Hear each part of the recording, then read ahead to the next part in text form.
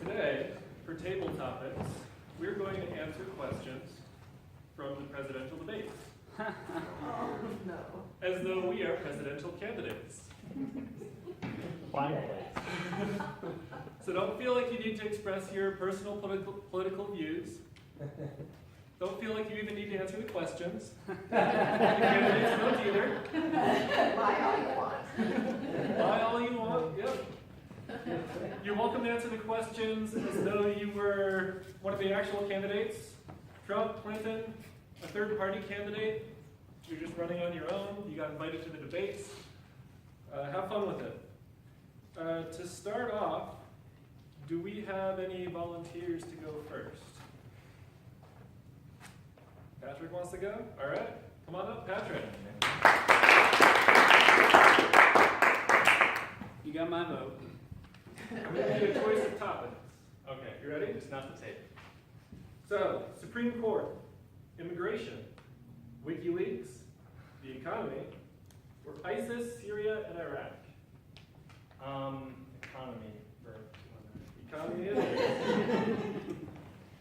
You have very different ideas about how to get the economy growing faster. Secretary Clinton, in your plan, government plays a big role. You see more entitlements, more tax credits, more penalties. Mr. Trump, you want to get the government out, lower taxes, and relax regulations. Mr. Ketchum, you have offered no specific plan for how you want to improve the economy. In overview, please explain to me how you will create more jobs and growth for this country, and your opponent's plans will not. All right, number one, we have to reduce regulations on businesses. Right, this is the number one thing that keeps us in recessions and depressions. In the 1930s, we had a depression that lasted 12 years, mainly because our president, FDR, said the following to the American people: you expect me to experiment constantly. And so that's what he did. He would experiment with new regulations. Well, that's fine if you want to try to solve a problem. Unfortunately, it had a negative externality on businesses who couldn't, they couldn't plan for the future because they had no idea what the government was going to slap on them next. A new tax, a new regulation, what? So they refused to hire, they refused to grow, and they kept their capital inside. So number one, we have to reduce regulations on businesses. Secretary Clinton doesn't agree with that. Donald Trump does. Something that Donald Trump wants to do that I think is going to harm the economy has to do with free trade. He wants to put tariffs on places like China and Mexico especially. That's going to hurt the economy. We've seen this over the last 150 years. Since Adam Smith came out with Wealth of Nations, we've known that free markets and free trade increase our wealth. It's called, another way of saying it is we need to use our competitive advantages. If the United States produces automobiles better than another country produces airplanes, we need to make our automobiles here and buy the airplanes from them. It's kind of like a lawyer who makes $500 an hour who mows his own lawn to save money. You could pay someone $10 to do that. So he's losing $490. Does that make sense? That's competitive advantages. The last thing I would say is we have to reform entitlements in this country. We haven't done it since Bill Clinton in the 1990s, when we had a lot of success as an economy with the Republican-led Congress, including representatives and Senate, and the Democrat in the White House. We've got to reform entitlements. It takes up more than 50% of our country's discretionary spending, and that will lower our national debt. So if we could do that, I think the economy would be on a lot better track.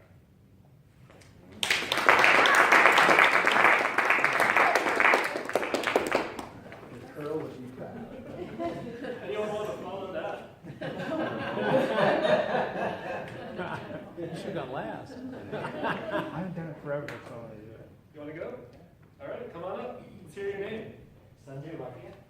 I'm Sanjay. Sanjay? Sanjay. Yes. All right. Sanjay, welcome. Is it your first time at Toastmasters? No, I've been doing Toastmasters. Yeah. Very nice. But this group is first time. She invited. Welcome. I'll give you some options. You gotta just You can pick. mention the lights and just. Oh yeah, good point. So Yeah, I'm available. 1:30. Yes. you have 1 to 2 minutes. Yeah. At 1 minute, the light will turn One green, green. and you can stop at any time you want to. At 2 minutes, it'll turn red. You have 30 seconds before you're out of time. So you get to pick between the Supreme Court, immigration, WikiLeaks, and ISIS, Syria, Iraq. I'll pick immigration. Immigration it is. Mr. Trump, you want to build a wall. Secretary Clinton and Sanjay, you have offered no specific plan for how you are going to secure our southern border. Mr. Trump, you are calling for major deportations. Secretary Clinton, you said that within your first days as president, you will draw a package that will include a pathway to citizenship. The question is, why are you right and your opponents are wrong? Yeah, first of all, I favor immigration. I myself is an immigrant. And I think that immigration brings a lot of benefit. It brings diversity, it brings the skills. But the immigration should be on the basis of the skills, what you offer to bring. America is our country, and we just cannot let anybody come in the country unless you bring a specific skill. Even though I am in favor of immigration, but I oppose illegal immigration. I understand that Mr. Trump is suggesting building a wall, but that is not the answer. Building a wall is not the answer because they have ladders, they can climb over it. they can dig under the wall and come through it. So that is not the plan. What I am going to do is increase the funding for the border security and make sure that no further illegal immigration happens. Second, I am in favor of deportation. Why? There is an argument that those who have kids who are born here and they are American citizenship and you are going to send their parents back to their country. I am an illegal immigrant, and if my visa is rejected or something, and it happens to many of the legal immigrants, we have to suffer for 50 years to get the American green card. And we are here legally and bringing the skills and working hard to get the American citizenship. I did not cross the border illegally. What my plan is, if a child is small, then send the child along with the parent. Okay, because anyway, parent can start their life back in their country. If the children has grown up, then let the children stay here, send the parents back, and then have their children sponsor their parents, like it happens in case of legal immigrant. So I am all in favor of bringing the immigrants, but not illegal immigrant. Illegal immigration should stop, and it should stop immediately. Those who have broken the law should not be allowed to get any kind of amnesty, because breaking the law is breaking the law. If we are giving them amnesty, then we are setting a precedent that you can come to America after a few years. Again, two political parties will fight, and then we'll get the amnesty. So more people are going to come here illegally. Stop illegal immigrants. Do not build wall. Increase border security forces, and create. I'm going to create a plan this way, like I said. Send the parents back home. If their children are grown up, they can sponsor them. It can take 2-3 years to sponsor them legally. They can come back here legally on the basis of sponsorship. If the children are small, they can always go back with their parents. There is no problem. If the country back home is suffering from war or other things, then we'll have the special criteria on how we can retain them. Because that would be a situation of a refugee. So this would be my plan to solve the immigration. Thank you.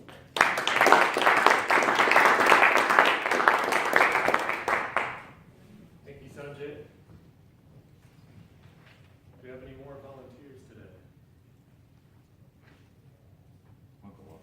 Eric, come on up.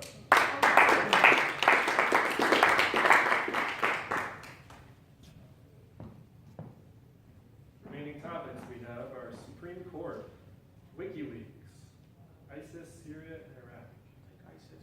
ISIS, Syria, and Iraq. The Iraqi offense to take back Mosul has begun. Let's say it's successful in pushing ISIS out of Iraq. The question of what happens the day after, and that's something that whoever of you ends up becoming president will have to confront. Will you put U.S. troops into that vacuum to make sure that ISIS does not come back or isn't replaced by something even worse? That is a fantastic question. I want to share my plan with you on how we're going to eradicate ISIS. See, we're not here to defeat ISIS.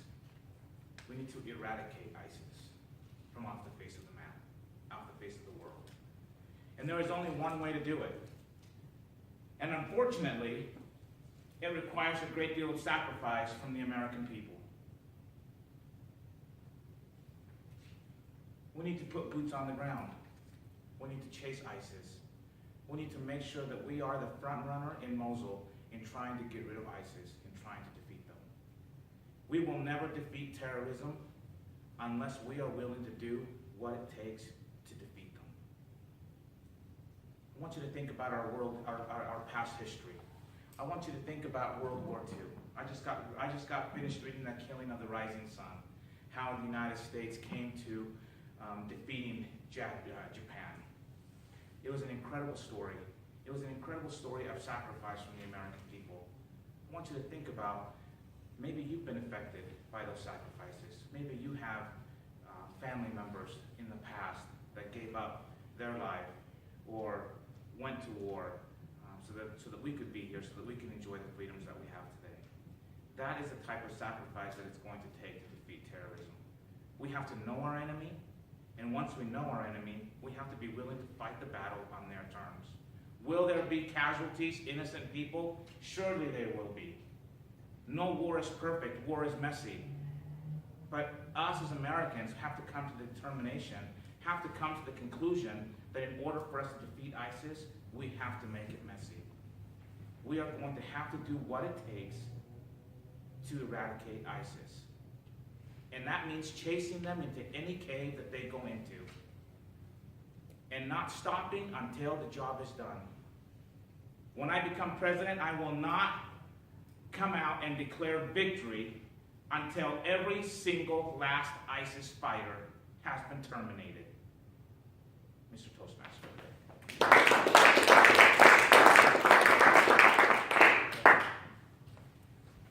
Thanks, Aaron. Do we have anyone else who'd like to go before I start calling on people? Or how much time do we have? One more. Yeah, come on up.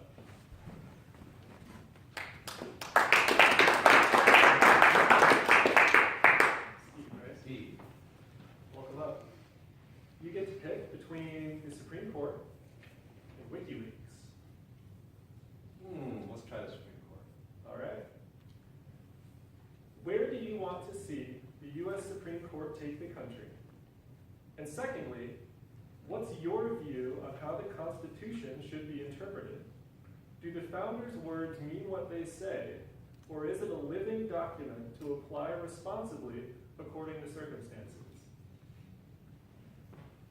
In the mid-1900s, the Supreme Court changed from a judicial body to a political body. And they started following the will, to a large extent, of the people that appointed them to the office. And they no longer cared so much about what the laws were and what the Constitution said the role of the Supreme Court was, but they cared more about the outcome, what they felt personally, or what their political party felt. And I think this has done a great disservice to the country, as we don't have judges anymore. We just have another political arm to our government. Well, we already have two political arms. We don't need a third one. We need a judicial arm. So I will appoint nothing but Supreme Court justices that have shown a track record as federal justices of understanding the Constitution and applying it, even if it tends to disagree with their personal beliefs. And that will be one of my litmus tests. Have they applied the law in a manner that has gone against their political background? And if they are not willing to do that, then